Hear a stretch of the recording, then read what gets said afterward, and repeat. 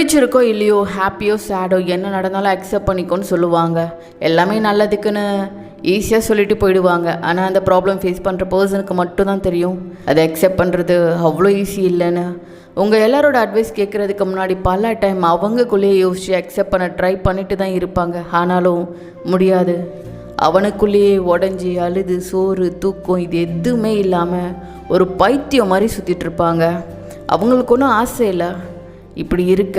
உண்மையை சொல்லணுன்னா அவங்களும் எல்லாமே நல்லதுக்கு தானே அவங்கக்கிட்டேயே சொல்லி புரிய வச்சுட்டு தான் இருக்காங்க. மேபி இன்னும் கொஞ்சம் டேஸில் அக்செப்ட் பண்ணிவிடுவோம் போல். வேறு சாய்ஸ் இல்லாமல் இல்லை.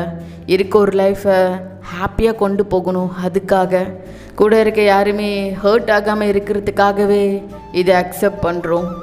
எங்கள் ஸ்மைல் ஃபேக்காக இருக்குமான்னு யோசிக்காதீங்க. கண்டிப்பாக ஹாப்பியாக தான் இருப்போம். Because it's our life. Whatever happen we face together.